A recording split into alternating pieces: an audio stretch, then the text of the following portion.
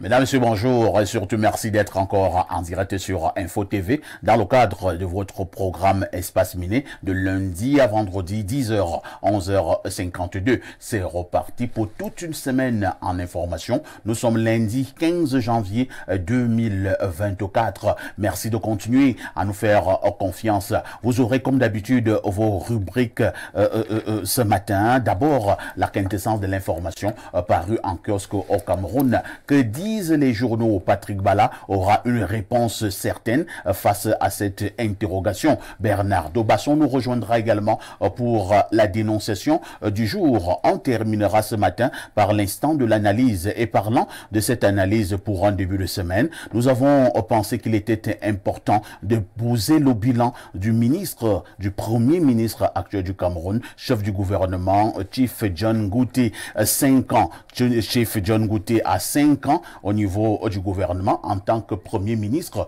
Quel est le bilan que vous faites du gouvernement John Ngouté 5 ans plus tard? Bilan positif ou alors bilan négatif ou alors il est tout simplement moyen? On analysera, on commentera. Mais aujourd'hui est également un jour très important pour les Lions indomptables du Cameroun qui se trouvent depuis quelques jours du côté de la République de Côte d'Ivoire dans le cadre de la 34e édition de la Coupe d'Afrique des Nations. Ils descendent ils entrent en scène ce soir, 18h heure du Cameroun, 17h heure de Côte d'Ivoire. Ils seront face au Sili national. Il s'agit de la Guinée-Conakry, Cameroun-Guinée-Conakry, match comptant pour les Jeux de la Coupe d'Afrique des Nations. Ce sera ce soir. On en parlera également, on interrogera les chances des Lions indomptables et nous avons également la certitude qu'au moment où nous parlons, André Onana se trouve déjà du côté de la tanière, le gardien de Manchester, le gardien des Lions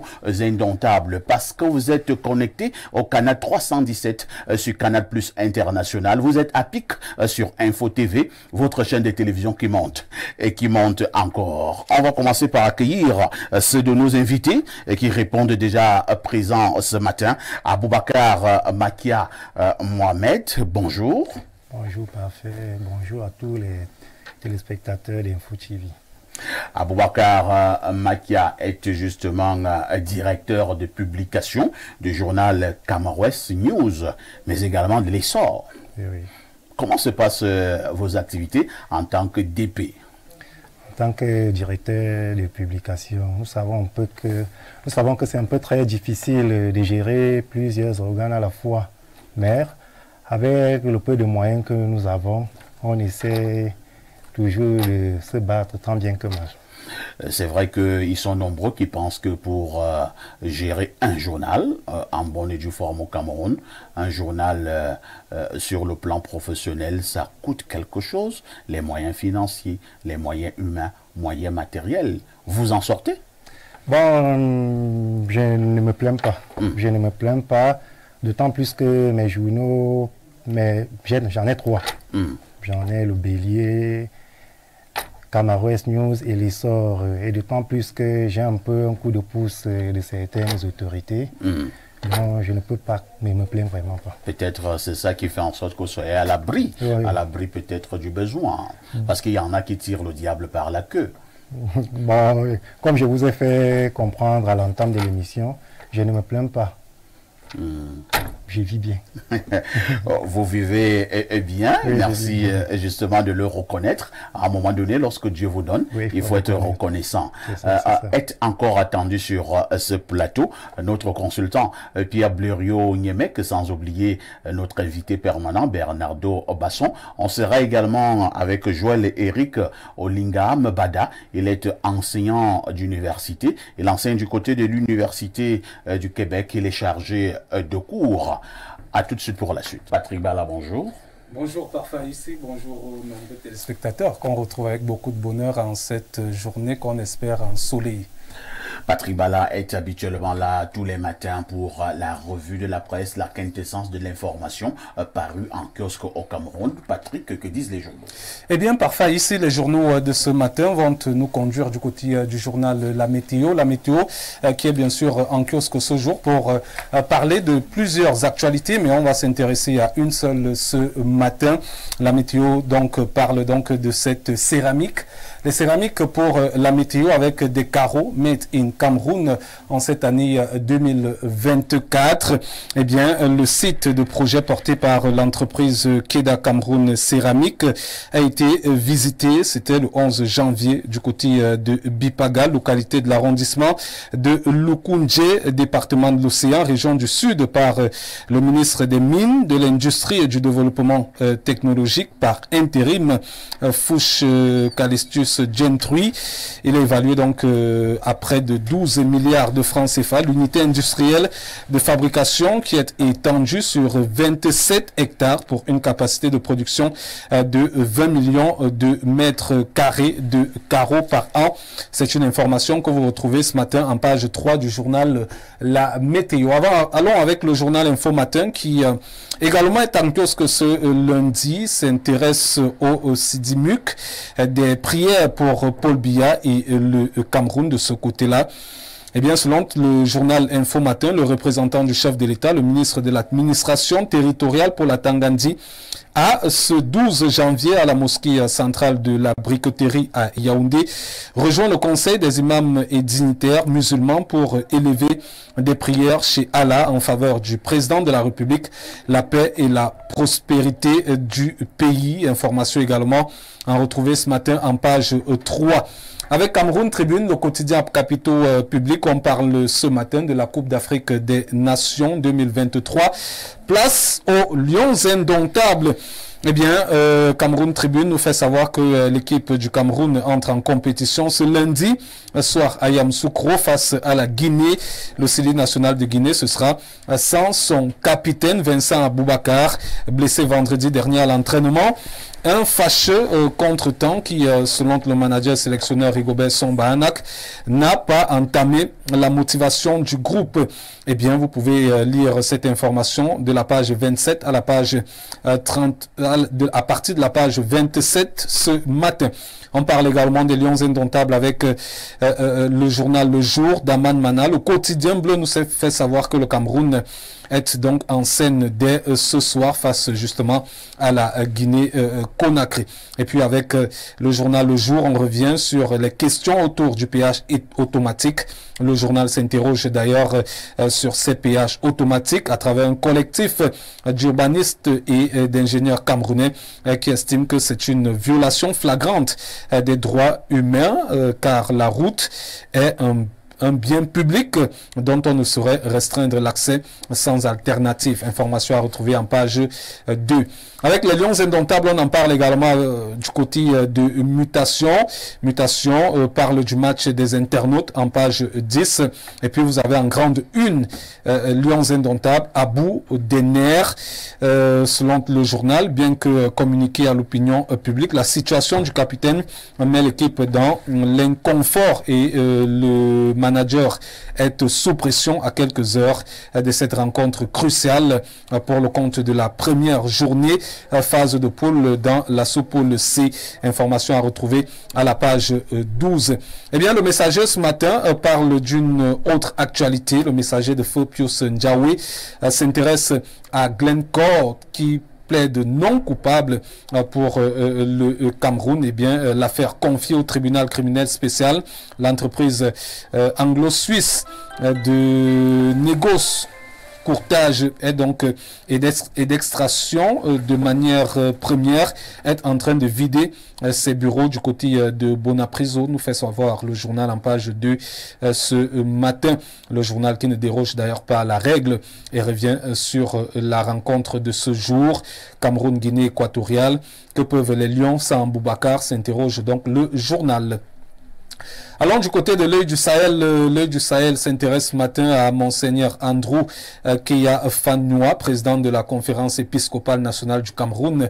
Eh bien, selon lui, on a interdit à tous les prêtres de bénir les couples homosexuels. Information à retrouver ce matin en page 11. Allons avec toujours cette question d'homosexualité du côté de la nouvelle expression. Les couples homosexuels, l'Église catholique d'Afrique dit non. Eh bien, c'est à travers travers l'archevêque de Kinshasa, qui est par ailleurs président du SCIAM. Le cardinal Fridolin Bessungu a conclu jeudi dernier dans un message que les bénédictions des couples homosexuels proposées par le document Fiducia Supplicans ne pourront pas se faire en Afrique. Information à retrouver en page 12. Eh bien, parfait. Ici, on va aller du côté du quotidien. Le quotidien s'intéresse ce matin à Joseph Betty Assomo qui appelle à plus de discipline à partir de 2024. Là, nous sommes au niveau du ministère de la Défense. Avec le quotidien, on parle également de la transformation du système de santé au Cameroun. Le salut qualitatif, c'est donc la grande une de ce journal.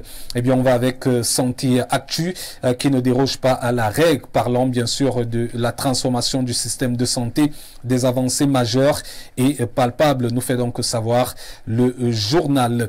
On termine ce matin avec le journal Repère. Repère s'intéresse ce matin au projet socio-économique tournant décisif.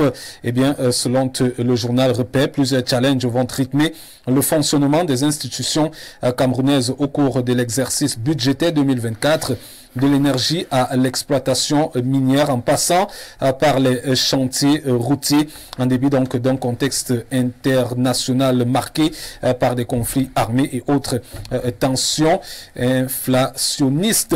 Le pays amorce donc sa marche lente mais irréversible vers l'atteinte des objectifs de l'émergence, vers l'émergence à l'horizon 2035. C'est d'ailleurs avec le journal Repère qu'on va mettre un terme à cette revue de presse acte 2 sur Info Télévision. Vous le savez, on ne cessera jamais de le dire, le meilleur, c'est pour ce programme prestigieux Espace Miné par Faïs. Merci Patrick Bala pour toutes ces informations fraîches parues en kiosque au Cameroun. Vous ne partez pas, vous nous livrez le fait saillant de l'actualité qui retiendra notre attention ce soir aux 19h et aux 20h. Eh bien, par Faïs, aux 19h et aux 20h, grosse page sur cette rencontre, la première journée entre les Lions Indomptables et le Sili national de Guinée-Conakry. Ce sera la troisième confrontation entre les deux pays. La première, c'était en 98, la deuxième en 2015. À chaque fois, les Lions n'ont pas pu se défaire de ce Sili national. 2 buts partout en 98 et en 2015, 1 but partout. Est-ce que cette fois-ci, ce sera la bonne? D'autant plus que vous savez que certains gros peinent en ce moment. Le Ghana a battu l'Égypte. C'est sur le fil que l'Égypte a pu égaliser. Ça a été pareil pour les Super Eagles du Nigeria. Est-ce que le Cameroun pourra franchir cette première étape? Ce sera donc le gros de l'actualité de ce jour. Il faut dire que les surprises ont débuté Oui. du côté de la Côte d'Ivoire. Oui. Match très intéressant hier entre le Cap-Vert et le Ghana. Oui. Victoire capverdienne. Les requins bleus qui ont, au passage, malmené cette équipe des Black Stars du Ghana avec l'ensemble des stars du Ghana qui étaient de la partie. Ça a été véritablement difficile pour cette équipe. L'Égypte a eu un peu plus de chance. Oui, bien sûr, l'Égypte qui égalise à la 96e minute de jeu grâce à un pénalty de Mohamed Salah. N'eût été ce pénalty, l'Égypte serait battue. Le Nigeria, surpris également. Tenu en échec par la Guinée équatoriale. Oui, par le Zalan national. Oui, le Zalan national. Qui a d'ailleurs ouvert la marque par Edou et l'égalisation, heureusement, du ballon d'or africain Osimhen, mais ce fut difficile, laborieux pour ces trois équipes. On espère que le Cameroun ne va pas se retrouver dans la même posture. Patrick Bala, de toutes les façons, on dira tout simplement que c'est bel et bien parti du côté de la Côte d'Ivoire pour cette 34e édition de la Coupe d'Afrique des Nations. Que de surprises. Oui. De toutes les façons, nous pensons que l'événement sera épique et bien épicé. Bien évidemment, parfait ici. Et je tenais également à vous dire en direct, félicitations pour la très belle production de Libre Expression hier. Vraiment, c'était du nectar. J'étais obligé de laisser le match qui passait à 17h pour regarder la rediffusion. Avec le coach Jean-Paul Akono, Magnusson, Linus Pascal Fouda, Kazmi Mangué et tout le reste. Merci Patrick Bala et nous nous disons à demain 10h, mais un score Cameroun-Guinée, pronostic 2 buts 2-0, parce que d'aucuns vont faveur dire de la que- Guinée? Non, en faveur du Cameroun. Bon, j'ai dit 2-0. Comme c'est Onana qui va jouer. Ah, c'est déjà confirmé? Non, Onana va jouer. Ah, Onana va d'accord. jouer. Vraiment, Onana. Le Vous avez- véritable de Dieu. Vous avez vu le dispositif. Lorsqu'on met un dispositif pareil pour un joueur, c'est-à-dire on vient avec les médecins du club, tout le monde, tous ces dispositifs-là, un jet privé, ils ne viennent pas pour chauffer les bancs. S'ils venaient pour chauffer les bancs, ils devaient venir même demain. Patrick Bala, Par faille. tu sais comment les intimes appellent Onana? Non, Le 24 de Dieu. le 24 de Dieu. Patrick Bala, demain 10h. À demain par faille ici. A tout de suite pour la suite. Bon retour sur ce plateau de Espace Mini. On accueille notre consultant qui nous a retrouvés malgré les nombreuses difficultés à relier le studio d'Info TV ce matin. Notre consultant de tout temps, mais alors de tous les temps, Pierre Bluriot-Niemek, on dira plus de peur que de mal, vous êtes là. Oui, je suis là. Merci de m'accueillir. Je ne me suis pas remis des émotions. Mais ça va. Heureux d'être sur votre plateau ce matin. Ça n'a pas été facile. Ça n'a justement pas été facile, mais toujours est-il que vous êtes là. Et nous débutons cette semaine avec justement la sagesse du jour. Celui qui dit en premier une vérité peut être traité de fou. On peut reprendre? Celui qui dit en premier une vérité peut être traité de fou. Ça veut dire quoi? Ça veut dire que parfois, certaines vérités viennent à l'histoire avec le temps. Quand vous êtes précoce et que vous venez à dire une chose à laquelle les gens ne sont pas encore accoutumés, que les autres ne voient pas encore, on peut vous traiter de fou. Et c'est beaucoup de personnalités qui sont honorées aujourd'hui ne l'ont pas été à leur époque même. C'est plus tard qu'on a vu qu'elles avaient, ces personnalités, une avance sur la société. Mais vous apparaissez souvent hérétique, hein? Ouais, vous venez avec une affaire, et je vous prends simplement dans le cas de l'histoire des sciences, quelqu'un comme Galilée, Ouais. qui vient dire que non, vraiment, ce n'est pas le soleil qui tourne autour de la Terre, c'est l'inverse. C'est la Terre qui tourne autour du soleil. Qui tourne autour du soleil. Et qu'elle tourne même doublement. Les gens, ils sont tenus sur la Terre, ils disent que mon gars, tu es fou, comment la Terre peut tourner? Elle tourne, pourquoi elle ne tourne pas avec nous? On l'a même tué pour cela. Oui, pourquoi nos têtes ne cognent pas le sol? Parce que vous voyez, les gens commencent à dire, regardez-moi les fous là, la Terre tourne. Parfois ici, si la Terre tourne, elle tourne avec nous. À un moment donné, nos têtes peuvent cogner le sol. Mais vous voyez, ça n'a pas été facile. Et pour le cas Galilée, ce n'étaient pas des hommes normaux, hein, ou bien des hommes ordinaires. Lorsqu'on va donc pour le tuer, on lui demande, est-ce que tu insistes avec ton affaire là, que la Terre tourne autour du soleil? Donc s'il il disait que bon, je pense que j'ai fait une erreur, on le laissait. Galilée dit, et pourtant, elle tourne. Elle tourne, c'est ainsi. Dans beaucoup d'autres choses, dans la vie sociale, vous voyez, c'est pour cela qu'il n'est pas facile de ne pas suivre la masse. Quand vous dites La vérité n'est pas toujours dans la masse. Non, non, très souvent, elle n'y est pas. Par exemple, aujourd'hui, vous demandez les pronostics aux gens. Personne n'a le pronostic en tant que tel. Mais objectivement, quelqu'un peut dire que le Cameroun sera en difficulté. Ben, si tu le dis, tu ne vas pas t'attirer les bises. les bises. Bon, retenez quand même ce que je viens de dire. Merci Pierre Blériot. On accueille également Bernardo Basson, le sucre national, et qui est également enfin en poste. Bernardo, bonjour. Bonjour, parfait ici. Bonjour à tout le panel. Ça n'a pas été facile ce matin. Non, ça n'a pas été facile. La vie elle-même n'est pas un long fleuve tranquille. Hein. Du tout. Mais le plus important est là. On est sur le plateau. Aujourd'hui, un de mes petits-fils fête son premier anniversaire. Bon, je l'appelle Maël comme son père. C'est son deuxième fils, il a 1 an aujourd'hui. Mais on fera un petit cocktail dans le week-end. Vous vous doutez bien que lundi, c'est un peu compliqué. Tout à fait. Aujourd'hui, c'est la journée internationale mondiale de quoi? La journée mondiale du chapeau. Du chapeau? Oui. Chapeau que... Le chapeau, oui, oui. Vous savez qu'il y a plusieurs variétés de couvre-tête. Incroyable. En fonction des airs, on appelle ça de manière différente. Il y en a qui ont des sortes de couronnes à base de feuilles, ça reste des chapeaux. Il y a des sombreros, par exemple, du côté du Mexique. Donc, tous ces éléments, tous ces attributs qui aident à couvrir la tête comme derrière du soleil sont célébrés aujourd'hui. Et même si chez nous, en Afrique, le chapeau qui couvre la partie supérieure du crâne n'est pas toujours utile en toutes circonstances, vous voyez, parce que les rayons solaires chez nous nous aident à développer certaines parties du cerveau. Donc, ceux qui ont ce chapeau doivent avoir quelque chose au-dessus pour être aptes à diriger la lumière du vide. Mais quoi qu'il en soit, on célèbre le chapeau sous toutes ses formes aujourd'hui. On célèbre donc le chapeau sur toutes ses formes aujourd'hui. Si j'avais su, j'allais arborer un beau chapeau, large bord, à la dimension d'un western, mais un western honnête, d'un cowboy, d'un shérif. Blériot, il faut reprendre la parole. Oui, parfait. J'aurais commis un crime de lèse-majesté en ne souhaitant pas joyeux anniversaire à une femme qui passe probablement pour être l'une des bassins les plus intelligentes. C'est Jackie Bio? Non. Elle s'appelle Prudence Marcel Mandeng 2.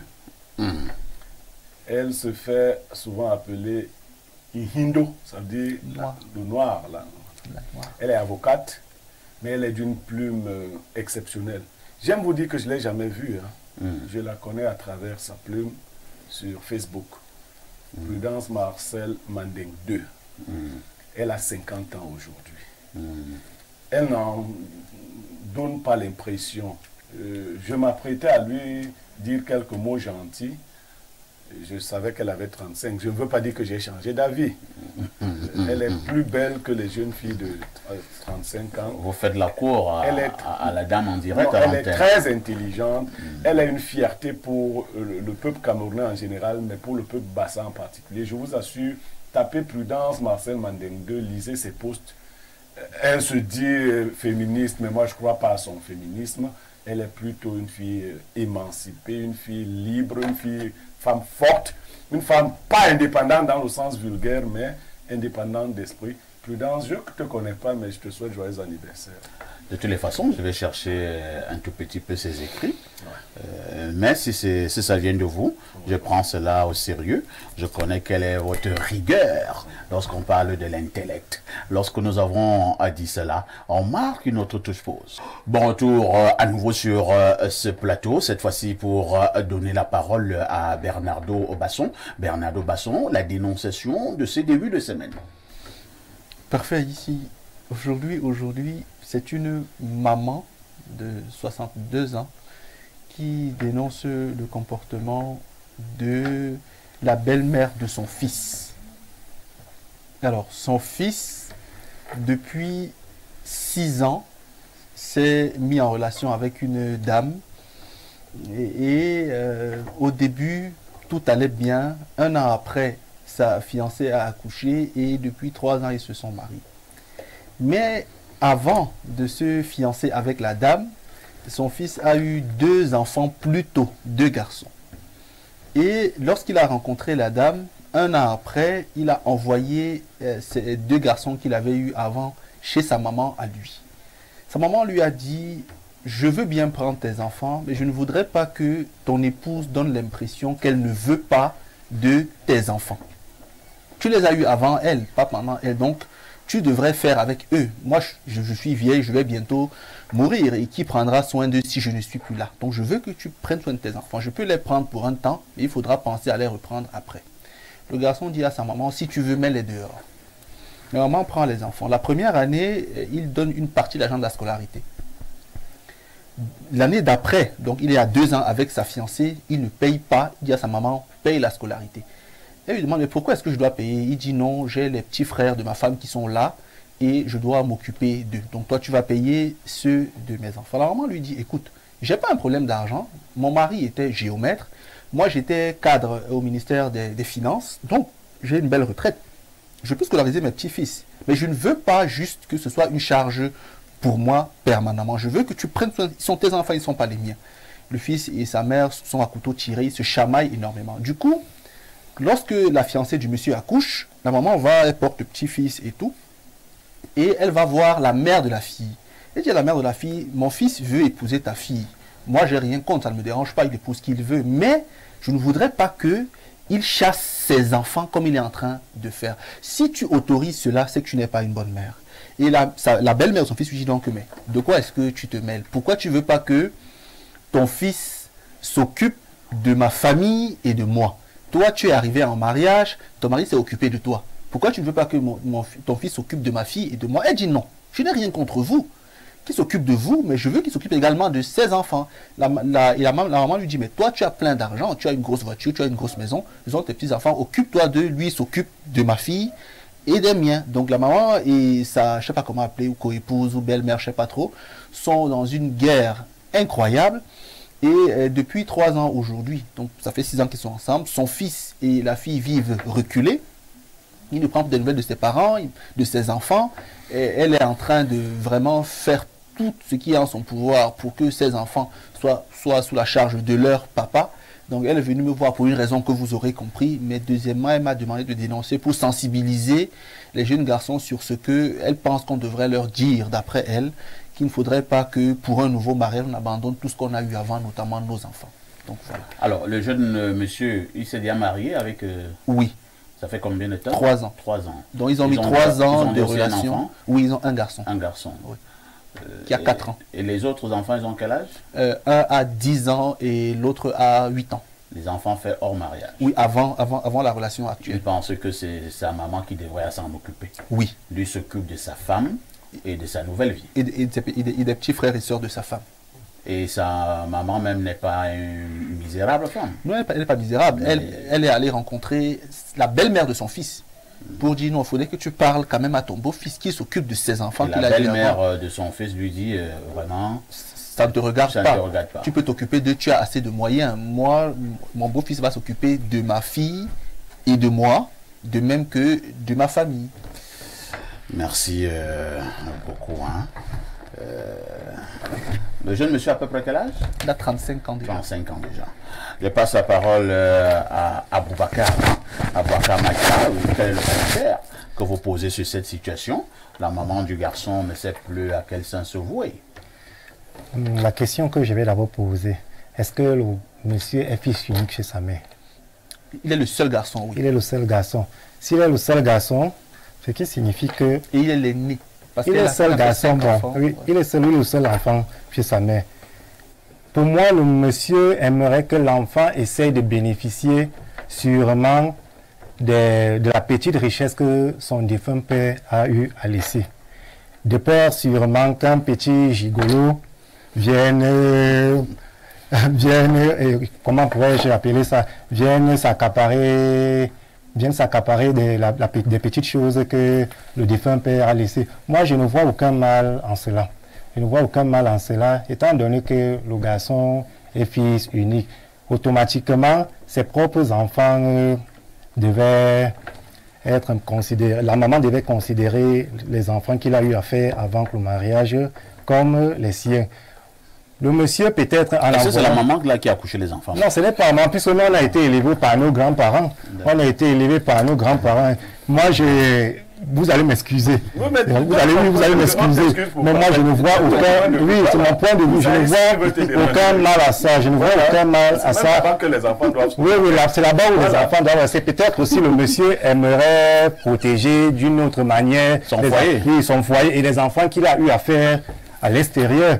Pour moi, c'est la meilleure façon. Moi-même, j'aurais agi de la même façon. De la même manière, j'aurais agi de la même manière. Elle a abandonné tes enfants à ta mère. La mère ne peut pas aussi dire sûrement que le monsieur a souvent l'habitude de contribuer financièrement pour la nutrition des enfants. La maman ne peut pas le dire. Bon, à la maman, elle se plaint justement de cela, qu'il ne scolarise plus les enfants, il ne s'occupe plus d'eux. Que fait-elle de la pension de son défunt mari? Non, son mari est vivant. Son mari est vivant, hein? Voilà, son mari est vivant. Bon, que feront-ils, le mari et elle? Je crois que là, tu devrais changer ton raisonnement. De l'argent. Que feront-ils de l'argent de retraite?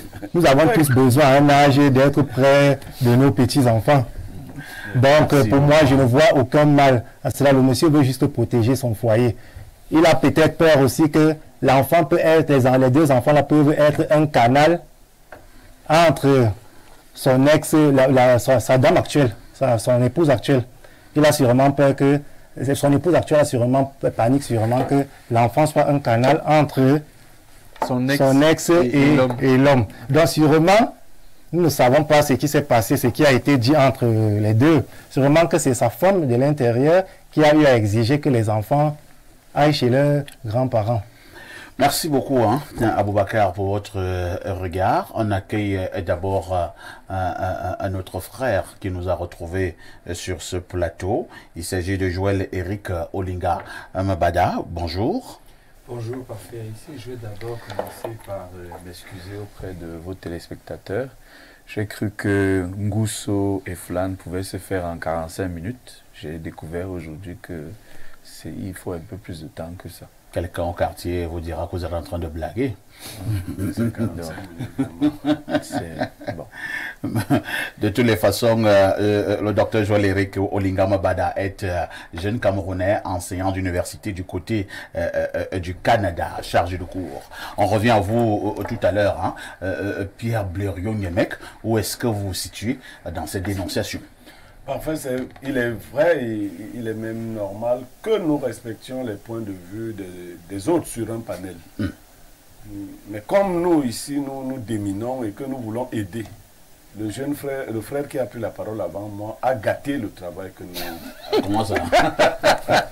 Parce que, c'est pas peut-être qu'il a aussi une femme à la maison qui le menace, qui lui a dit que moi je te regarde, hein, toi qui parles là-bas, si tu fais les trucs comme Yemek là, reste là-bas. Non, non. Simplement, c'est pas à nos parents de garder nos enfants. C'est des cas exceptionnels. Ce n'est pas à eux d'élever nos enfants. Nous n'accouchons pas nos enfants pour que nos parents les élèvent. Première chose.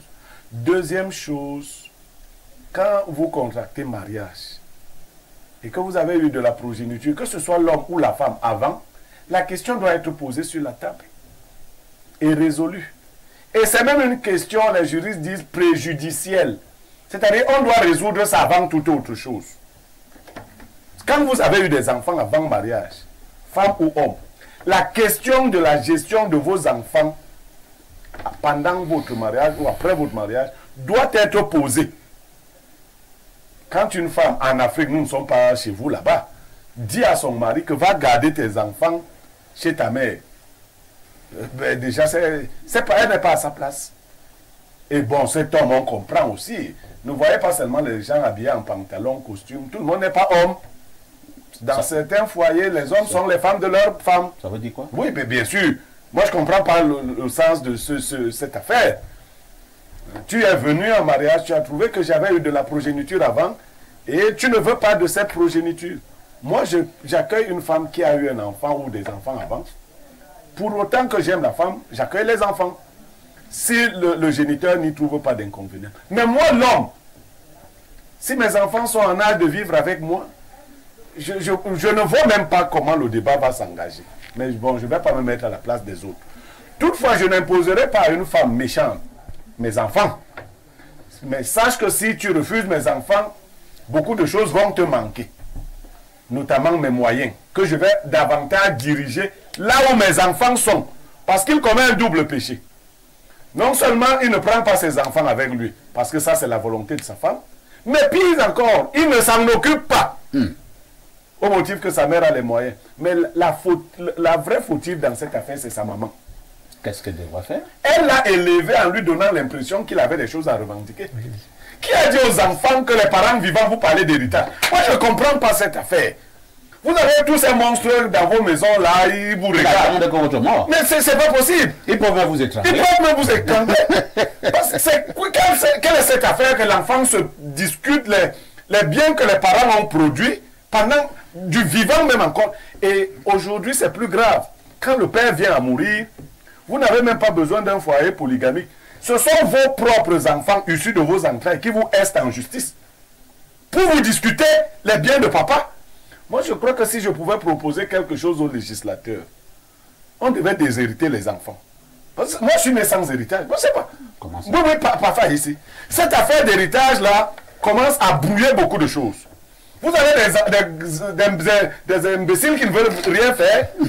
Ils sont là à vous regarder et à attendre votre héritage. Attendre votre mort. Au moment souhaité votre mort. Tu attends un enfant. Il va même précipiter votre mort. Tu attends un enfant causer avec ses camarades. Il a un parent de moins de 50 ans. Il dit, c'est mon père meurt maintenant. Je meurs, mais moi pour aller où? Donc moi j'ai promis au mien une surprise. Vous voyez? Il faut qu'on déshérite, qu'on enlève cette affaire-là. pour se battre dans la vie, on voudrait bien donner des tremplins aux enfants pour qu'ils aillent plus loin. Mais de plus en plus, le constat qui est fait, c'est que les enfants qui ont les regards tournés vers les biens de leurs parents n'arrivent pas à devenir de vraies personnes. Tout à fait. Les temps durs créent les hommes forts. Merci. Il faut que ce garçon, d'ailleurs la maman n'a pas autre chose à faire. Moi, cette maman-là, je prends ses enfants, j'arrive dans ce foyer et je les installe là-bas. D'abord, première mesure. Et ce type-là et sa femme vont vivre avec ses enfants. Et je laisse l'injonction à la dame, là, voilà mes petits-fils. Si tu es femme, il faut leur faire ce que tu crois là. Et que la dame qui refuse la présence des enfants de son mari sache que la malédiction qui tourne là risque de frapper son propre enfant. Parce que vous, les femmes, avez le mauvais cœur pour certaines d'entre vous. Mais tu viens, tu trouves l'enfant de plus, c'est toi qui lui as donné l'argent qu'il a. Merci bien. Bon, ces enfants habitaient avec leur père. Avant, bien sûr. Ils habitaient avec leur père. Bon, c'est vraiment aussi que nous devons aussi voir d'une autre manière que le monsieur a constaté que ses parents étaient déjà un peu âgés. Et nous savons tous que les personnes âgées ont besoin d'une assistance. Non, une femme de 62 ans n'est pas âgée au Cameroun, surtout que si elle a eu les moyens. On n'est pas âgé. Elle ne va même pas mourir bientôt, elle a encore même 18 ans de vie. Donc le zèbre là, il doit... Non, c'est une bonne chose pour les enfants. Automatiquement, les grands-parents laisseront la richesse de traiter les zèbres. C'est un aliment qui a les Bernardo Basson, la situation est quand même préoccupante. En même temps, c'est vrai que nous en voulons, entre guillemets, à la femme du monsieur, la jeune mariée, mais en même temps aussi, est-ce que le monsieur est un bambin? Il lui manque simplement de charisme. Vous avez l'impression que c'est un homme là-bas? Mais c'est un homme, puisqu'il fait les enfants. C'est bien fait, il y a plusieurs titres. C'est vous qui pensez que la sorcellerie, c'est seulement ce qu'on fait dans la nuit quand les gens ne voient pas. Il y a une sorcellerie qu'on fait en plein jour, devant tout le monde. C'est lorsque un homme n'est pas capable de dire à sa femme que mes enfants, tu fais avec ou tu fais avec, sinon c'est toi qui pars à un moment donné. Il le lui dit, moi je suis père avant de me marier. Mon mariage, c'est vrai, c'est pour bientôt, mais c'est pas pour demain. Mais je suis père avant. Je lui dis, là, je suis père. On fait comment? J'ai un enfant. Si tu ne veux pas de mon enfant, tu pars. Ou on fait avec mon enfant. Première chose. Là, on ne débat pas dessus. Je dis, mais quand le débat peut être posé parce que oui, il faut quand même tenir compte de l'autre. Mais c'est pour te dire que l'enfant n'est pas là pour être éduqué. Donc je vais aller voir M. Tanefo Agnon pour lui dire que prends l'enfant, garde l'enfant. Ou maman Mimi habite, tu dis garde l'enfant. Ça, c'est la blague. Deuxième chose. La mère, elle aussi, c'est bien. Je lui ai dit que madame, c'est bien fait pour vous. Les mères confondent l'éducation qui demande de la rigueur à l'affection dans la construction de l'homme. Aujourd'hui, je trouve que les hommes sont éduqués avec trop d'émotions. L'homme doit être éduqué dans la rigueur et la dureté. Quand tu as des moyens, tu éduques ton enfant en disant non, papa, ce n'est pas ça. Non, quand il grandit, il te tutoie, il te méprise et il t'impose ce qu'il veut. Ce n'est pas comme ça. S'appelle Junior. Il s'appelle Junior, Brian. Il refuse souvent de manger le poulet. Oui. On commence à le supplier que pardon. Il faut manger, il faut manger. Si tu ne manges pas ça, si tu manges, tu vas dormir la famille.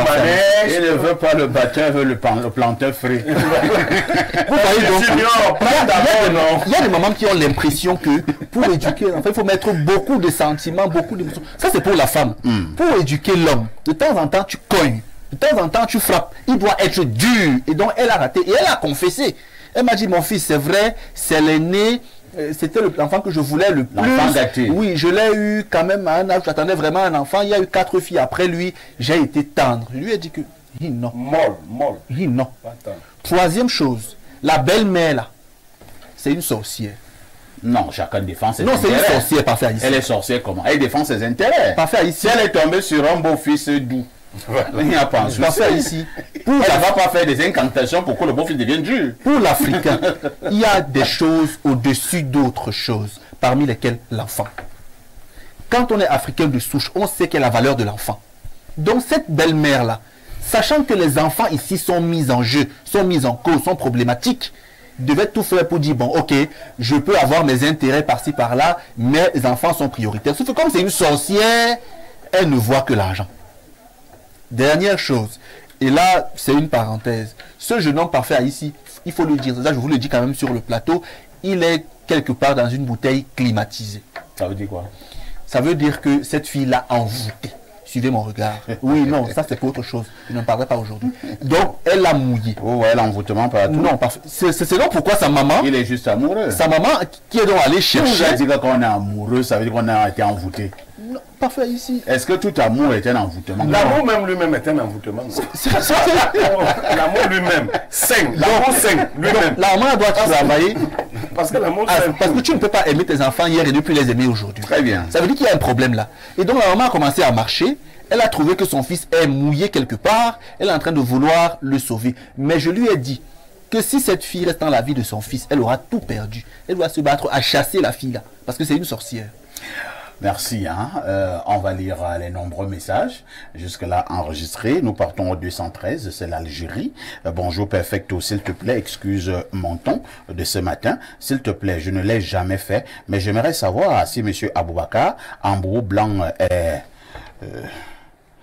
s'il est normal, c'est quel raisonnement boiteux ça? Abandonner ses propres enfants à cause d'une prostituée? Oh là là. Est-ce qu'elle est prostituée? Vous aussi, vous exagérez.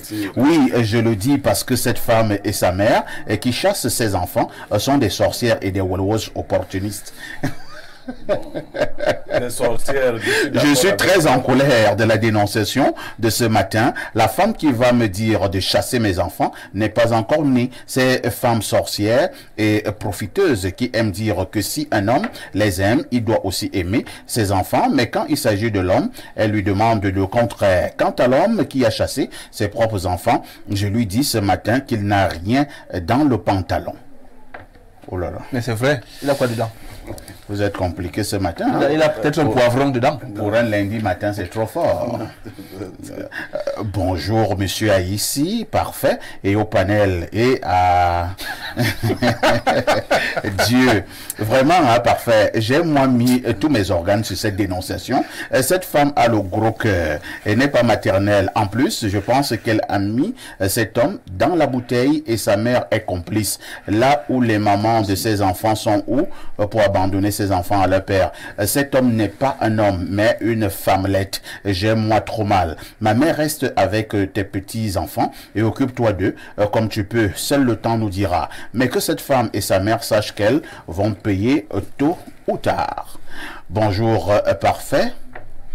Et à tout ton panel, ce que le monsieur Amboubou la raconte n'a pas de sens. Comment il peut cautionner le fait qu'un homme abandonne ses enfants? Ça se comprend aussi parce qu'il dit qu'il a été élevé par ses grands-parents. Toute chose étant égale par ailleurs. Ça se comprend, mais ceci n'implique pas toujours cela. Mon père nous disait toujours qu'il s'occupe de ses enfants et si tu te sens déjà capable d'en faire, tu sors de chez lui et tu pars aussi t'occuper de tes enfants. La belle-mère du garçon aussi, elle voit l'argent et elle ne veut pas que l'argent sorte de la famille. Les belles familles sont comme ça. Elles croient que l'argent du garçon leur appartient. Leur appartient. Autre message, le plus 41. La Suisse. C'est la Suisse. Oui. Et qu'est-ce qu'on nous dit là-bas? Bonjour Perfecto, un bonjour également à tous sur le plateau et un bonjour particulier à la cuisse de poulet dans la marmite du Pem. Blériot est très intéressant. Bonne journée à vous. Autre message ce jour. Bonjour Perfecto et à tout ton panel. Concernant la dénonciation, la belle-mère de ce monsieur est une sorcière, y compris le monsieur en question. On dirait qu'on a mis ce monsieur dans une bouteille. D'une part, la maman du monsieur a encouragé son fils à abandonner ses enfants parce que si elle avait déjà pris ses enfants et allé les déposer chez son fils, il aurait déjà pris ses responsabilités. J'ai même la conviction que ce monsieur a grandi à la cuisine et non au salon où il devrait grandir. La mère va déposer les enfants là vraiment. Perfecto. Où est ma bonne année que tu m'as promis en 2023? En tout cas, tant que tu ne me donnes pas ma bonne année, je vais toujours rappeler aux téléspectateurs que tu t'appelles Adalbert. C'est Pancras de Guidère.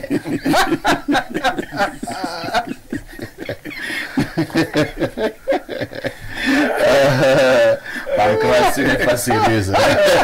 Donc voilà la punition. Alors, nous allons prendre un autre message ce matin. Bonjour et belle émission. J'espère que Néo a déjà le programme de la CAN, hein, parce qu'on se connaît ici au pays. Ils peuvent dire là qu'ils ne savaient pas. Autre message, bonjour Perfecto. Je suis très remonté contre cette femme. Elle est indigne. Le mari est simplement envoûté. Je demande à la grand-mère de ne pas se décourager. Ses vrais petits-fils sont ceux qui sont avec elle. Pour ceux qui aident de la belle-mère, c'est une sorcière. Bonjour à vous. Bonjour Perfecto. Je suis très... Bon, on a lu ce message. Hein? Bonjour les démineurs. Prière m'a communiqué la rediffusion de libre expression. S'il vous plaît, c'est Eugène Abafia qui envoie le message. La dernière rediffusion, ce sera mercredi à partir de 14 h. Mais l'émission est disponible sur YouTube et sur la page Facebook. Comme le dit également Don Bernardo, l'émission est disponible sur YouTube et sur la page Facebook Info TV Cameroun. Bonjour parfait et à tout le panel. Cette belle famille est dangereuse. Seul l'argent du beau-fils les intéresse. Comment une femme qui dit aimer un homme n'aime en retour pas ses enfants? C'est une interrogation. Je prends un verre d'eau. On a oublié même que Cardinal Premier est mort. En écoutant Cardinal Premier, on a finalement encore envie de rire. Pierre Blériot-Niémec, quel talent! Oui, ben, c'était de cette veine des comédiens qui sont en même temps, comédiens humoristes qui sont en même temps des intellectuels. Oui. On l'a connu dans le journal du bien, le bien est bien. Mais quand il a commencé également à régler ces questions d'orthographe avec beaucoup d'humour, nous avons découvert quelqu'un de bien structuré. L'artiste ne meurt jamais. C'est pour cela que nous avons ri, parce qu'en fait, lui, il était comédien, il était artiste humoriste. Ça fait un jour, Cancan, de regretter mémoire, va à une veillée d'un artiste musicien. Dès qu'il entre, les gens commencent à rire. Cancan lui a dit que, vraiment, donc moi, je n'ai même plus le droit. Non, c'est cette vie. Nous ne rions pas de joie. Nous rions de son œuvre qui, elle, reste éternelle. Je regrette simplement que des gens disparaissent à des âges comme celui-là. Je connais, il est mort relativement jeune. On s'attend à ce qu'on meure quand même rassasié de longs jours. Surtout que lui ne prenait pas trop de risques. Il n'était pas dans les casses. Il n'était pas comme M. Niémec, quoi. C'est-à-dire, il n'était pas de ceux-là qui font du mal dans leur satire. Même quand il te corrigeait de cette façon, tu le prenais bien. Tout à fait. Tu le prenais bien. Bon, on dit souvent que la terre de nos ancêtres soit légère. Je ne crois pas que ce soit vrai, parce que quand je vois la masse de béton que nous lançons sur les cercueils, je crois que c'est notre parcours lui-même qui indique là où nous irons. L'intuition que j'ai, c'est qu'il parlait du bien parce qu'il était quelqu'un de bien. Donc que ce bien l'accompagne. Que c'est bien l'accompagne de toutes les façons.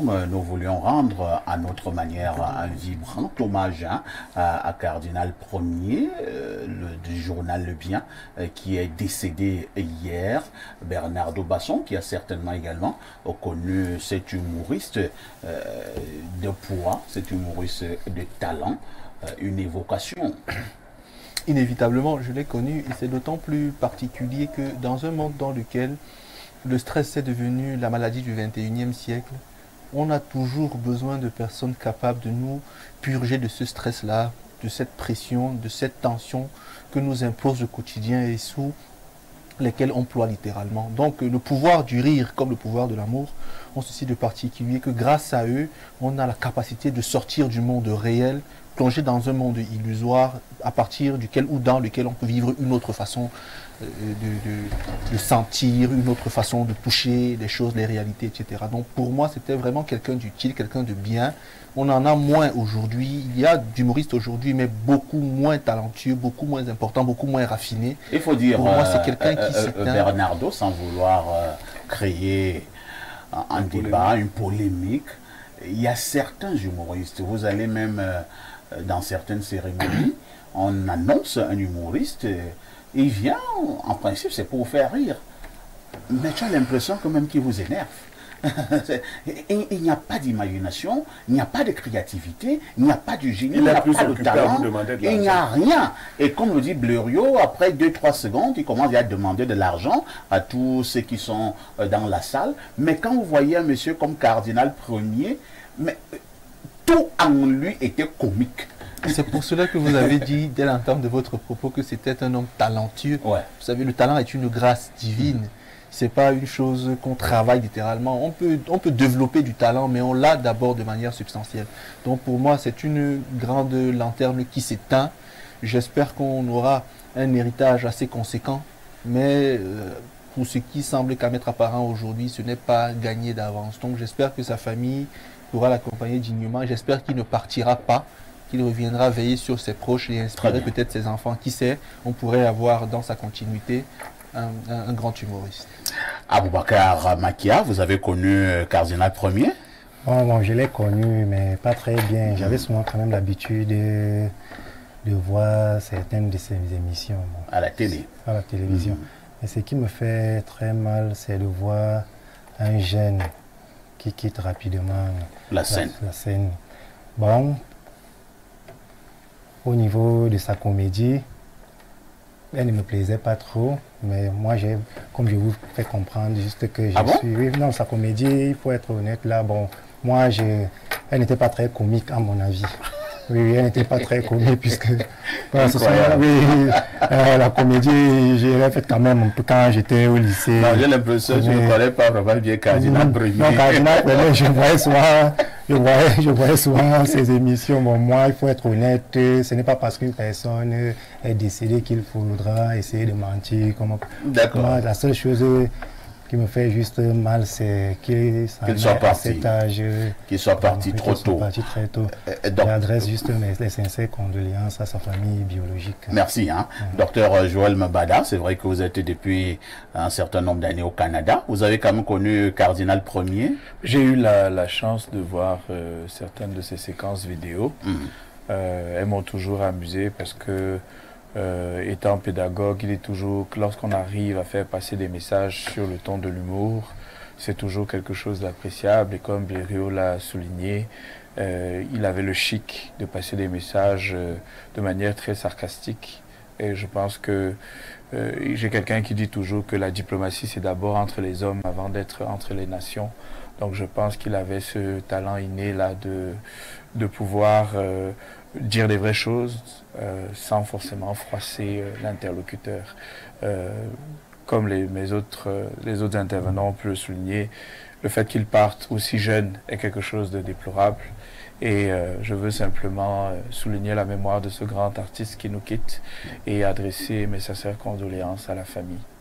Sincères condoléances donc à la famille de tous les artistes, sincères condoléances à sa famille nucléaire, sincères condoléances à sa maison, la CRTV qui vient de perdre un employé talentueux. Et nous passons sans transition à l'instant de l'analyse de ce jour. Nous vous l'avons dit en ouverture ce matin, nous marquons un arrêt pour essayer de faire le bilan de manière générale des 5 années de Premier ministre de Chief John Ngouté.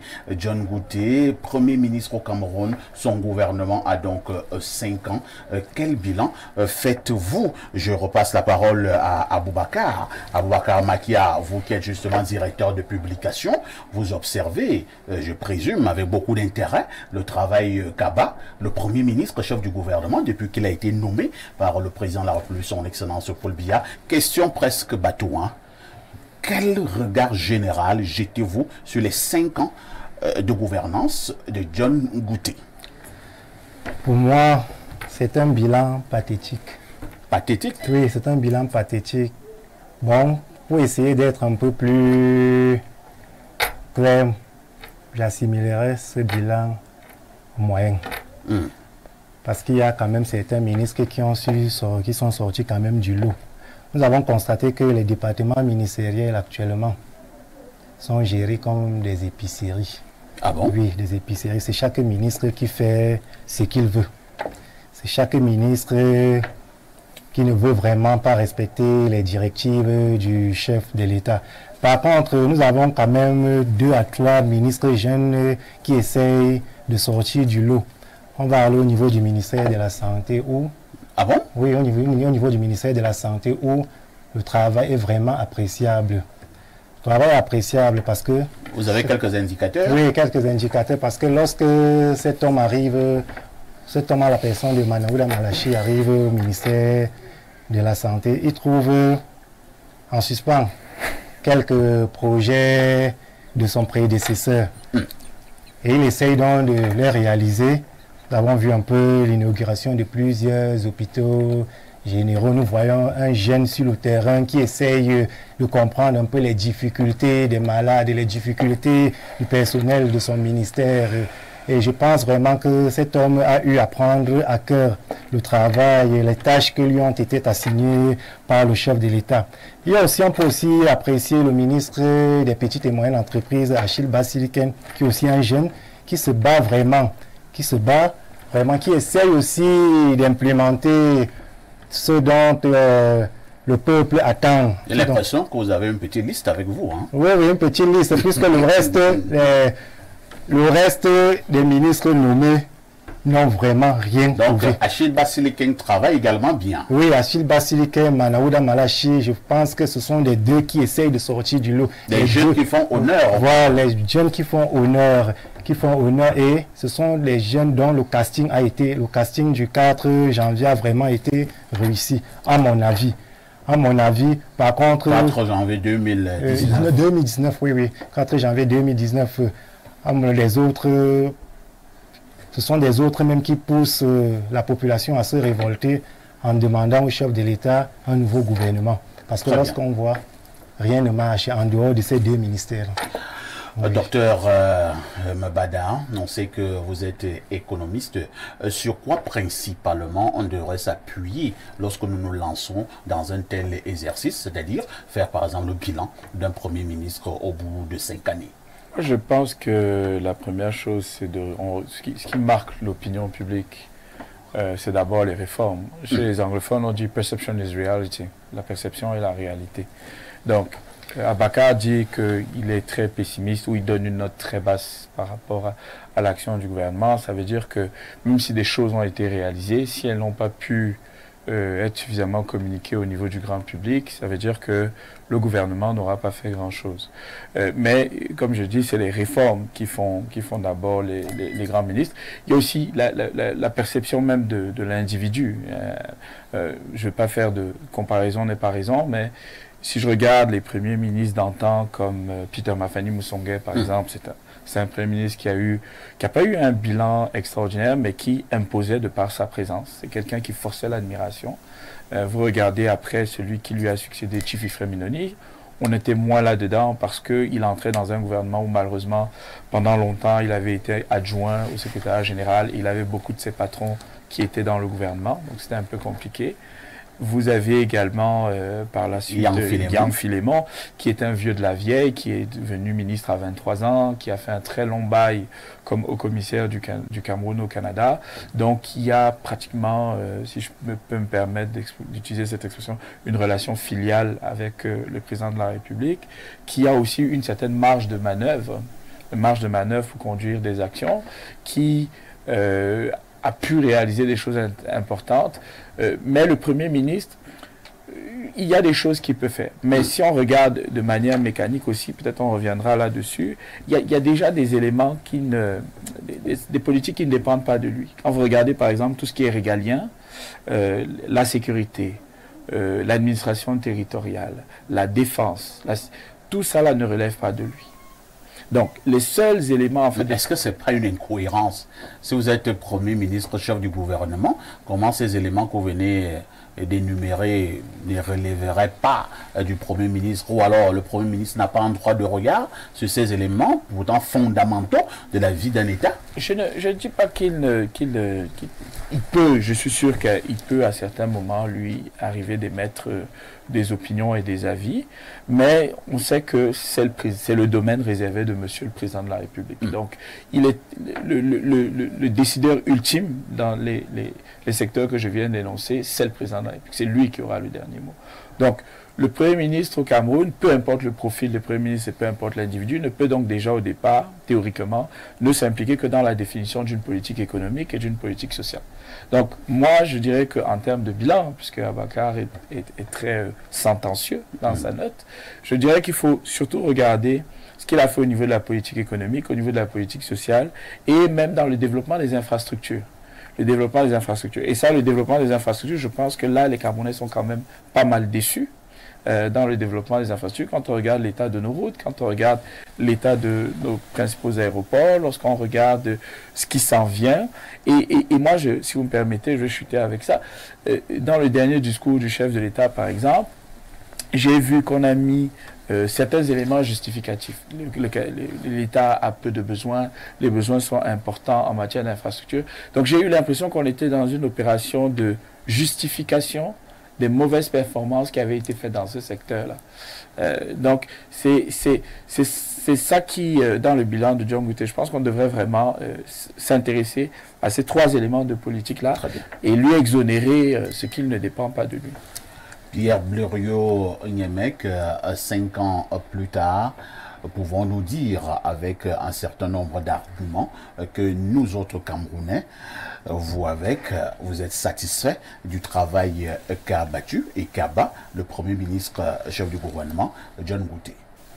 Mais c'est parce que vous avez mis ce sujet sur la table que je suis obligé de vous répondre. Ah bon? John Ngouté n'est responsable de rien. Comment ça? Donc je ne lui demande rien. C'est qui le chef du gouvernement? C'est Paul Biya.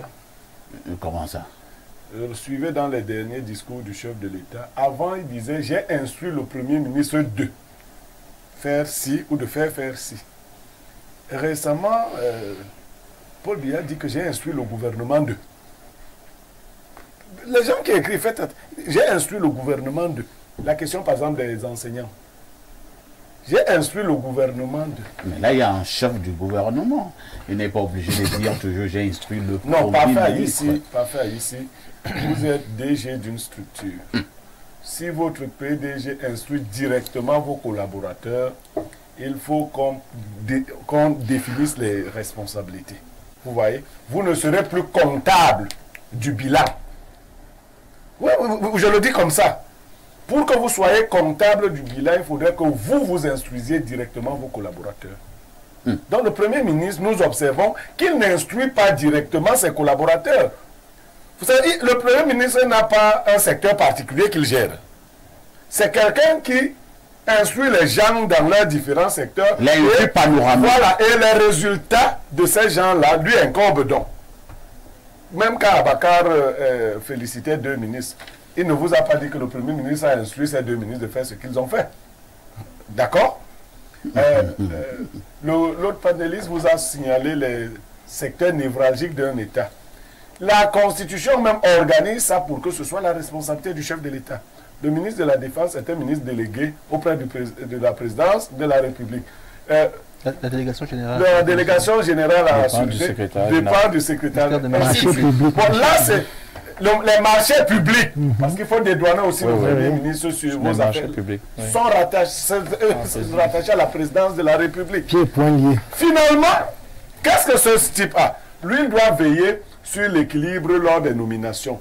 Mais là encore, on a des ministres qui nomment uniquement les gens de leur village. On ne sait pas comment ça réussit à être validé.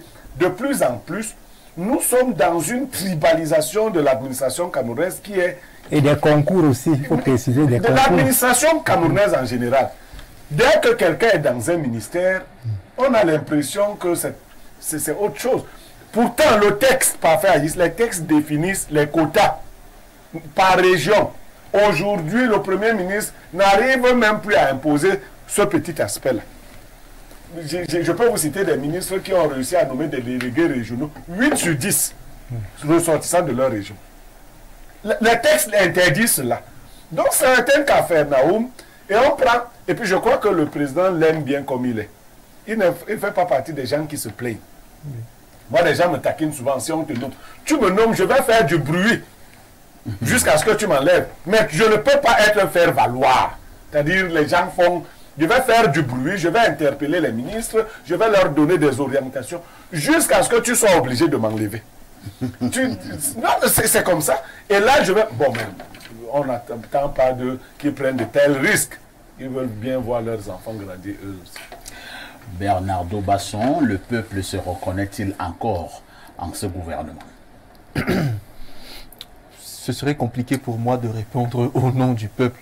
Mais si vous me demandez, est-ce que Basson se reconnaît en ce gouvernement, bien sûr que je vous dirai non.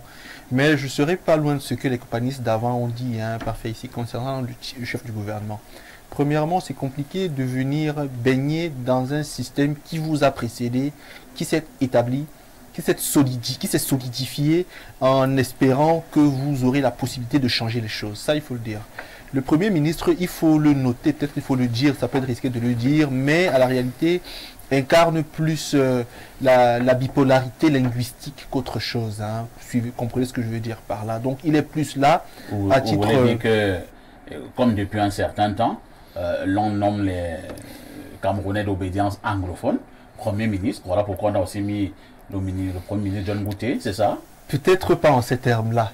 C'est que, bon... Vous voulez donc parler en quel terme? Ce que je veux dire, c'est que... Pourquoi vous évoquez la langue? Parce qu'à un moment donné, le Premier ministre, chef du gouvernement, devrait, par exemple, proposer les autres membres du gouvernement au chef de l'État, mais c'est plutôt lui qui est proposé par certains ministres. Comment ça? Oui, oui. C'est-à-dire au Cameroun, à la vérité, il y a des ministres tellement puissants. Il y a des ministres tellement puissants, tellement au fait de l'actualité, qu'ils ont suffisamment de poigne auprès du chef de l'État, suffisamment de côte auprès de lui, pour suggérer un Premier ministre sous la double casquette de ce qu'il devrait ressortir d'une ère géographique particulière et être, comment dire, porteur d'une langue particulière. Prenez les choses comme ça. Je préfère être délicat dans le langage. Deuxièmement, son bilan, quand même, en tant que chef du gouvernement, sur les domaines pour lesquels il pourrait avoir une grande influence n'est quand même pas reluisant. Moi, je pense notamment à l'aspect social, principalement. Le Premier ministre pourrait avoir, à mon sens, un regard plus avisé sur les questions de santé publique. Et aujourd'hui, pour moi, parmi les échecs du gouvernement Biya ou du gouvernement John Gouté, le MinSanté et le MINTP, ministère des Travaux publics, constituent quand même les furoncles les plus protubérants, les plus exubérants. Parce que pour moi, le ministre de la Santé et le ministre des Travaux publics sont des échecs gouvernementaux cuisants. On vous a parlé les expressions ne sont pas fortes, Bernard. Couverture santé universelle. Non, la couverture... jamais vu d'efficacité pratique jusqu'aujourd'hui. La question du paludisme et le vaccin contre le paludisme reste un gros scandale et une grosse incompétence managériale. Il faut le dire. Le Cameroun, à l'état actuel des choses, ne peut pas se targuer à la face du monde d'avoir importé un vaccin anti-palud. Ça, c'est un mensonge grossier. Vous voyez. Maintenant, la question des enseignants également. Je pense que le chef du gouvernement peut avoir une mainmise plus importante sur l'éducation. Je pense qu'il le pourrait. Et là, la question des enseignants, à mon sens, est quand même assez particulière. Je trouve que dans un pays dans lequel on banalise autant l'enseignement, il y a à redire. Maintenant, la qualité de la formation supérieure au Cameroun en général. Parfait, ici, j'ai récemment découvert que la question des passeports électroniques du Cameroun a été résolue par une entreprise béninoise qui est basée en Côte d'Ivoire. Donc ce sont les Béninois qui nous suggèrent des modules de traitement des passeports électroniques. Ouais, c'est-à-dire que c'est un échec cuisant au Cameroun, un pays qui a un plus grand potentiel que le Bénin, 5-6 fois plus. Donc pour moi, sur des questions sociales, il y a à dire. Maintenant, sur le plan culturel également, je pense que le chef du gouvernement n'a pas réussi à tisser un pont à partir duquel les communautés pourraient vraiment avoir une plateforme de discussion. Le Cameroun, il faut le dire, est un État multiculturel et on devrait travailler dans ce sens-là. Je trouve que la commission pour le bilinguisme qui a été instituée également, à mon sens, ne fait pas ce qu'elle devrait faire. On a l'impression que ces gens qui sont là, qui ne sont vraiment pas appelés à la tâche, qui sont juste là pour la décoration. Donc moi, je pense que concernant les domaines qui sont sous sa tutelle, il n'a peut-être pas bien fait les choses. Le Cameroun est un pays dur, mais s'il faut parler du gouvernement dans son ensemble, on ne peut pas tout lui imputer comme les autres ont dit, parce qu'il y a des domaines beaucoup plus sensibles sur lesquels le chef de l'État a la plénitude des moyens. Merci. Oui, Boubacar. Ouais, vous savez que le poste de la santé est un poste un peu très ingrat. Parce que d'après certains Camerounais, le ministre de la Santé a pour rôle d'éradiquer définitivement les décès dans les hôpitaux, alors que nous savons que la mort est un phénomène naturel. Raison pour laquelle mon frère, mon copanéliste Basson est en train de se plaindre. Puis-je vous dire qu'actuellement, le ministère de la Santé est celui qui marche convenablement ici au Cameroun. Selon quels critères? Bon, je peux répondre. Bon, j'ai fini. Premièrement, Oui. la qualité de la formation. Bernardo, il ne t'a pas posé une question. Hein? Parce que Il a parlé tout à l'heure de la couverture santé Oui. universelle. Comment voulez-vous qu'en moins de 6 mois, qu'elle soit convenablement, qu'elle soit vraiment effective? Hein, Monsieur Basson? Vous interrogez M. Basson. Non, oui, je lui pose la question parce que il a fait comprendre que ça a été un échec. Ce que tu commences là, je Ça a été un échec. Ça a été un échec. Pour lui, la couverture santé universelle a été un échec. La couverture santé a été un échec. Vous allez comprendre que le ministère... Quand on va le laisser entre tes mains maintenant... Vous allez comprendre que lorsque ce jeune prend le ministère de la Santé, lorsque ce jeune... personne ne l'imaginait à ce niveau. Parce que le ministère de la Santé est au niveau où il est actuellement. Parce que c'est l'un des ministères qui fonctionne Albert Zé, là, je ne suis Si on pas l'appelle sûr. où Albert Zé, mon ami Albert Zé, là, je ne suis pas sûr qu'il aura le même discours que vous. le même discours. Nous voyons quand même un jeune qui est constamment sur le terrain, qui comprend... vous me permettez. Oui, allez-y. Alors, le paludisme Oui. n'est pas une parasitologie, n'est pas une bactériologie par exemple, Oui. ni une maladie virale. C'est une maladie des parasites. Pour concevoir le vaccin, on prend le germe pathogène de la maladie, on atténue sa virulence et on conçoit l'élément de vaccin avec. Quel est l'axe de travail biologique par lequel, à partir d'une maladie qui est causée par des protozoaires, on conçoit un vaccin? Mais on a un ministre de la Santé qui nous dit au Cameroun qu'il y a un vaccin contre le palu. Comment est-ce qu'on fait ça? Expliquer, c'est-à-dire ni un virus, ni une bactérie. Alors, Mais je n'ai pas été mandaté par le ministère de la Santé pour parler. Mais d'après mes avis, je constate que c'est le ministère qui marche le mieux. Comment Deuxième chose, la formation des médecins au Cameroun. Depuis la formation des médecins et des infirmiers. Oui. Sur ce plateau, j'ai dénoncé le fait que lors de la formation des infirmiers diplômés d'État, il y a des personnes qui n'ont pas eu de notes. C'est-à-dire, on ne sait pas comment ils sont allés du niveau 1 au niveau 2. On a tout désacralisé là-bas. Ils n'ont pas eu de formation adéquate, pas de diplôme. Merci beaucoup. Etc. On va lire les messages. Et là, nous repartons du côté de l'Algérie. C'est le 213. Bonjour, Perfecto. Perfecto, permets-moi d'être un peu hors sujet ce matin. Je suis un peu inquiet sur le cas de notre équipe nationale. Franchement, à mon avis, un footballeur doit être laid. Et avec des cicatrices sur son corps. Mais quand je vois nos footballeurs que la FECAFOOT a sélectionnés, qui ont des cheveux bouclés, des lèvres roses, avec la peau du bébé, n'en parlons pas de leur démarche un peu efféminée, je dirais que je me sens un peu inquiet et aussi embêté par le résultat qu'ils vont produire. Chacun a son problème. Il continue en disant, depuis quand les footballeurs sont sexy comme ça, jeter un peu un regard en arrière sur l'équipe nationale de l'année 2000. Rien que les cuisses d'un de nos joueurs pouvaient neutraliser 2 adversaires. Au niveau de la défense, seulement l'odeur des aisselles et de la sueur des Kalankongo pouvait neutraliser un attaquant. Mais nos footballeurs de cette canne, avec leur peau qui ressemble au nido et leurs lèvres roses, j'ai vraiment peur. Mais le gars, ce n'est pas sérieux. Incroyable. Autre message ce jour. Le message nous vient de Ernestin. Qu'est-ce qu'on nous dit là? Bonjour. La configuration actuelle permet difficilement d'évaluer le travail du Premier ministre. C'est cette configuration qu'il faut changer. Et le travail du Premier ministre sera très facilement visible et efficace. Autre message, nous partons au plus 30. C'est quel pays là? La Grèce. C'est la Grèce. aussi à Mykonos. Plus 30, c'est la Grèce. Bonjour Perfecto, bonjour à votre panel, bonjour spécial à votre consultant Niemek. Je suis un peu fâché contre vous, Perfecto, parce que je pense que vous vous arrangez à ne pas lire mes messages depuis un moment. Mais je vous rappelle que vous ne pouvez pas me décourager de suivre votre émission 5 jours sur 7. En passant, je voudrais savoir ce que votre invité Abouka a appris aujourd'hui avant de venir à la télé. C'est Claude Diego depuis Athènes. Claude, nous avons lu le message.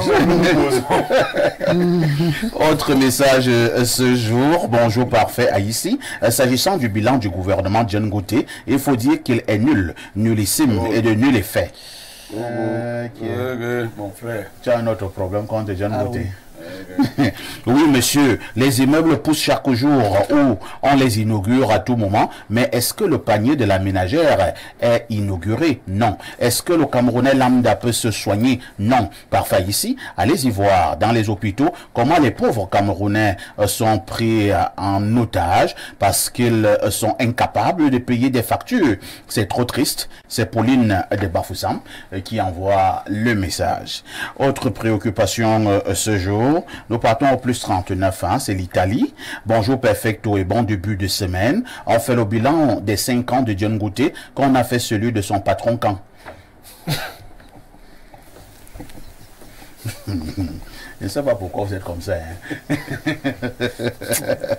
Le discours du 31 dernier et des 4 précédents montrait des échecs cuisants. Et avec ça, on prend les mêmes et on récompense. On a des ministres état d'avancement, des ministres chauves-souris, des serpents affamés, moulinex, et certains qui construisent des monuments. J'aime mon pays. Le premier des ministres peut bien faire quoi de ces personnes qui le contredisent à Mondovision sans conséquence. Dernièrement, même les poubelles, il n'a pas pu faire enlever. Franchement, il est inapte dans ses fonctions, mais comme il ne peut pas démissionner, c'est le pays qui en pâtit. Merci, c'est Ferrara, hein. Il appelle de Ferrara, il envoie le message de Ferrara, il s'appelle Ndoba. Autre message ce matin, bonjour Perfecto et à tout votre panel. Par rapport à la problématique de ce jour, le souci se trouve dans la Constitution elle-même. Le Premier ministre est un machin ou un fusible constitutionnel. Pourquoi vous pouvez dire des choses comme ça? Non, il est seulement là pour sauter en cas de polémique. Là, on est allé copier le modèle français sans même comprendre les tenants et les aboutissants. Yves Alexandre depuis Bali à Douala. Au-delà de tout quand même, docteur Mbada, peut-être que le mot utilisé est trop fort, mais lorsque vous allez de manière fondamentale dans les attributions du Premier ministre, chef du gouvernement au Cameroun, avez-vous véritablement l'impression qu'il a des coups de franche? Le texte qui encadre les responsabilités du Premier ministre date de 1992. C'est un texte qui n'a pas vraiment évolué. Il est en charge de faire approuver les programmes au niveau des différents départements ministériels et d'en assurer la coordination. Donc, c'est lui, entre guillemets, qui est le maître d'élèves, qui donne les bons points, qui distribue les notes.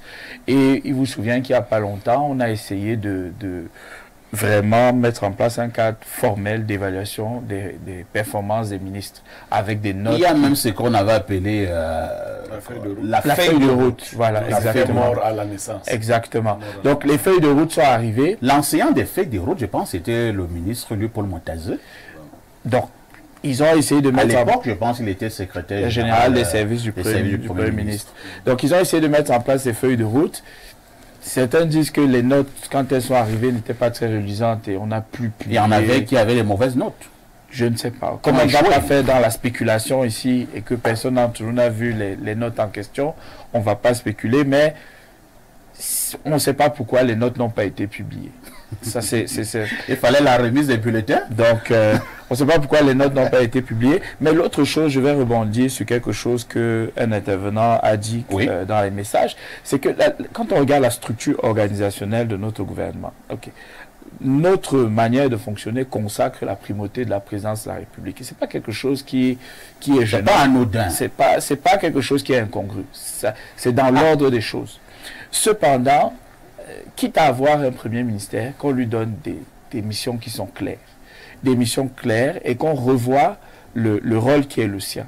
Si je parle de manière pratique, lorsque les hauts fonctionnaires, par exemple, doivent aller en voyage à l'extérieur, il leur faut l'aval de la présidence de la République. C'est quelque chose que le Premier ministre aurait pu donner. Dans les Vous textes, avez l'impression qu'il y a une forte autocentralisation du pouvoir de la présidence de la République du Cameroun? pas une forte autocentralisation, mais je veux dire qu'il faut que dans ses attributions, on lui laisse au moins ce que le texte dit. Le texte, par exemple, consacre le fait que le Premier ministre puisse nommer certains directeurs d'administration centrale. Paralléliste de forme, qu'il puisse également, par exemple, les limoger. Les limoger, donner des autorisations de sortie et ainsi de suite. Qu'on soit conséquent. Et est-ce que le Premier ministre ne les nomme pas? Il les nomme, mais après avis et consultation de la présidence de la République. Donc, il faut... il peut également décider un bon matin de les nommer sans consultation. C'est toi qui as dit à Bakar ce qu'il a pris. Il faut laisser ça. Non, il faut laisser. Est-ce que le texte dit qu'il doit consulter la présidence? Le texte ne le dit pas. C'est un exemple. Le texte ne le dit pas. Il essaie. C'est un exemple de bon procédé. La manière de faire les choses, c'est que lorsque j'ai un texte qui est-ce que vous ne dites pas une chose son contraire? Peut-être que vous avez dit tout à l'heure qu'on a connu certains premiers ministres qui étaient charismatiques. Oui, oui. Alors, peut-être que le Premier ministre Parce qu'il actuel ne avait prend aussi pas suffisamment, entre guillemets, des risques.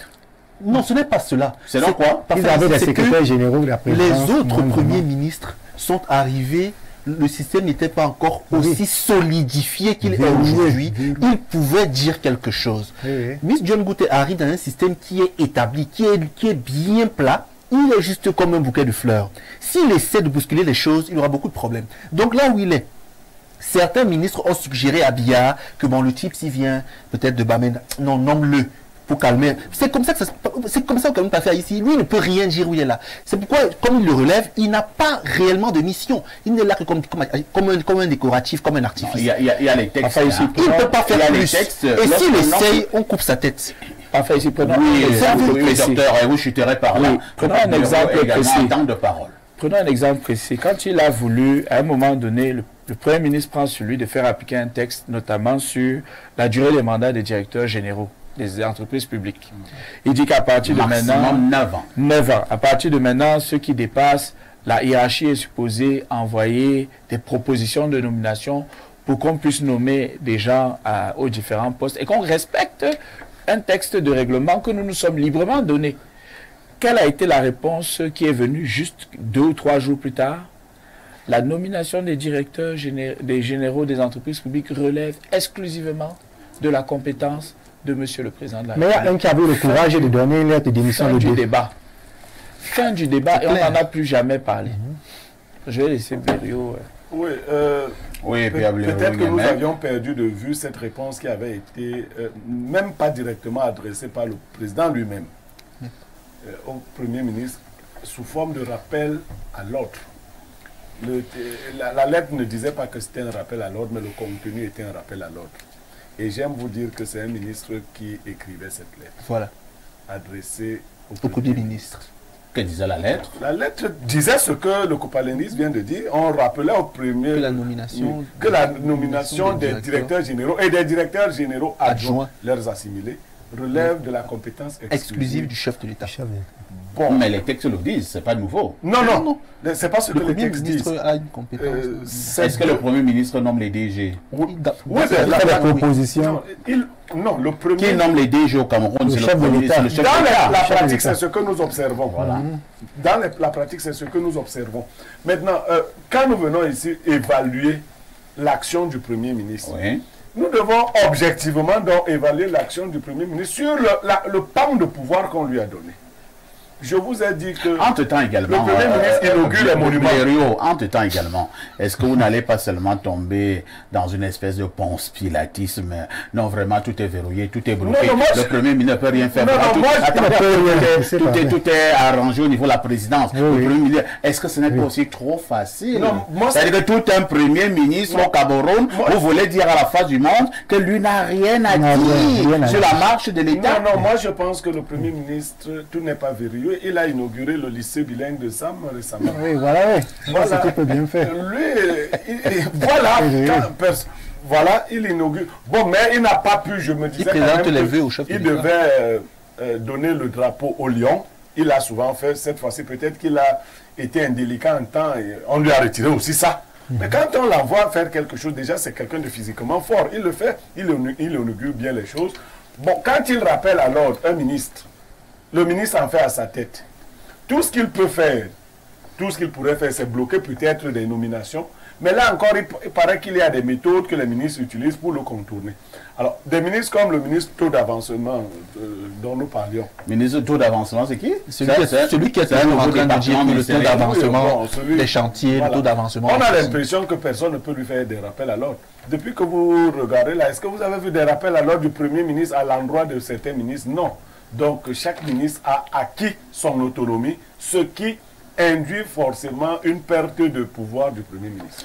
Autre message très rapidement. Bonjour parfait. Bonjour à tous les invités sur le plateau. Je corrobore entièrement ce qu'a dit Blériot. Le Premier ministre n'est presque responsable de rien dans notre pays. Dans un pays un peu à peu près normal, on ne parle même pas du secrétaire général, la présidente de la République. Oui. On ne le connaît même pas. Mais chez nous, celui-ci est manifestement le patron du Premier ministre. Non, est-ce que c'est vrai? Je pense que le président de la République devrait donner plus d'autorité au Premier ministre. Cela permettrait d'avoir un gouvernement qui travaille avec des résultats probants. C'est Armel Bayek depuis Douala qui envoie le message. Aboukar, et c'est vrai quand même qu'il y a souvent aussi ce vieux débat qui est né, qui en principe devrait répertorier ce que l'on appelle de plus en plus au Cameroun les hautes instructions du président de la République. C'est le secrétaire général ou alors c'est le Premier ministre chef du gouvernement? À mon avis, c'est le Premier ministre chef du gouvernement. Mais étant donné qu'on a un secrétaire général qui veut s'accaparer de tous les pouvoirs. Comment ça? Comment vous jugez de lui? Non, c'est lui. On ne va pas faire la langue de bois. Nous savons tous qu'il veut s'accaparer actuellement. Est-ce qu'il veut s'accaparer? Actuellement, le Premier ministre est l'ombre de lui-même. Non, soyons. Il ne s'octroie pas des pouvoirs. Si il a des pouvoirs, il vient, il trouve que le secrétaire général fonctionne d'une certaine façon et que ça marche. Est-ce que vous savez que le secrétaire, on ne peut pas dire que le secrétaire général de service du Premier ministère est plus puissant que le Premier ministre même? Est-ce que vous le savez? Comment vous le dites? Vous avez quels indicateurs? Nous avons plusieurs indicateurs que nous ne pouvons pas les dévoiler sur ce plateau. Mais tu viens avec la mystique ici. Tu as les indicateurs. Non, soyons honnêtes. Monsieur Basson, le secrétaire général des services du Premier ministre est plus écouté par la majorité des ministres que le Premier ministre. Ça, ce sont des Moi, je pense comme vous. C'est vrai. Sauf que ce ne sont pas des pouvoirs qu'il arrache. On les lui donne dans un système privé à partir de Paul Biya. Et qui l'a eu dans le SGPR, par exemple, est celui qui a été porté et placé là par Paul Biya. C'est-à-dire c'est Paul Biya qui donne les pouvoirs à Ferdinand Ngongo. C'est pas Ngongo qui les arrache. Donc, c'est Paul Biya qui est au cœur de son système, c'est lui qui le malaxe comme il veut et c'est lui qui fragilise le Premier ministre. Parce que lui, il voudrait avoir tous les pouvoirs concentrés sur lui. C'est ce qui est au Cameroun. Donc, on peut lui faire un procès autre, mais pas celui-là. Parce que on ne peut même lui faire aucun procès. Parce que les hautes instructions, elles deviennent hautes quand elles sont données. Les très hautes instructions deviennent très hautes quand elles sont données par le chef de l'État. Si le chef de l'État s'adresse directement au Premier ministre afin que le Premier ministre agisse, il ne parlera pas des hautes instructions. C'est-à-dire qu'il va les intégrer. Comme dans une structure, le PDG a parlé à son DG. Le DG n'a même pas besoin de dire aux collaborateurs que ce que je vous demande de faire me vient de tête. Alors, quand vous voyez la transition, c'est parce qu'en fait, ce n'est pas la ligne normale. Ça, c'est une ligne subsidiaire que le chef de l'État a créée. C'est lui-même qui confie les pouvoirs. Docteur Abada, le débat qui naît là sur ce plateau, est-ce qu'il n'est pas quand même en train de prouver qu'il y a un problème, une lutte de compétences à la tête de l'État au Cameroun? Le système politique, je sais pas, c'est le citoyen qui parle, mais le système politique consacre un bicéphalisme au niveau du pouvoir exécutif avec un chef que Blériot l'a souligné, qui est Paul Biya de facto et qui est le président de la République, et avec quelqu'un qui l'aide, qui est le Premier ministre Chifton Ngouté. Et ça, déjà, ça crée quand même quelque chose de difficile, parce que lorsque vous devez rendre compte, lorsque vous êtes ministre, à qui est-ce que vous adressez? Vous adressez d'abord au Premier ministre et au président de la République. Et lorsque vous êtes ministre en fonction et que vous envoyez plusieurs dossiers au Premier ministère et que vous rendez compte que les arbitrages ne sont pas à ce niveau-là mais qui sont faits plus haut, ben vous êtes incité à court-circuiter la voie hiérarchique, la ligne directe, et aller directement là où vous allez obtenir différentes interventions. Je dois également dire que de manière opérationnelle, quand on est fonctionnaire, la chose la plus importante, c'est d'obtenir des résultats. Vous vous rendez compte qu'il est, je ne sais pas moi, je prends un exemple au hasard, mais vous êtes dans une réunion avec un organisme international, il est jeudi 15h et vous avez un rapport qui doit sortir vendredi à 18h.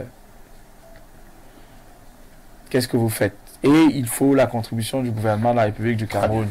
Est-ce que vous allez d'abord aller voir le Premier ministre, ou vous allez directement contacter la présidence de la République pour valider le rapport et qu'il soit publié à 18h? Oui, Aboubakar. Je pose la question à M. Niemek. M. Niemek, quelle est l'attribution phare du Premier ministre? Il anime l'action du gouvernement. Voilà, bon. L'attribution phare, d'après moi, le Premier ministre... D'après vous, c'est oui. ce que... Bon, le Premier ministre anime l'action du gouvernement. Propose la nomination des membres du gouvernement. C'est ça, non? Oui, oui. Bon, on le dit. Oui. Vous voyez, à l'heure actuelle, vous voyez le Premier ministre Dion Ngouté en train de proposer un gouvernement au chef de l'État. Est-ce que toi tu causes avec John Ngouté? C'est pour vous faire comprendre que je ne cause pas avec John Ngouté. C'est pour vous faire comprendre que John Ngouté est un peu comme un morceau de bois actuellement. Lorsque le Premier ministre John Ngouté cause souvent avec le chef de l'État, est-ce qu'on dit souvent là?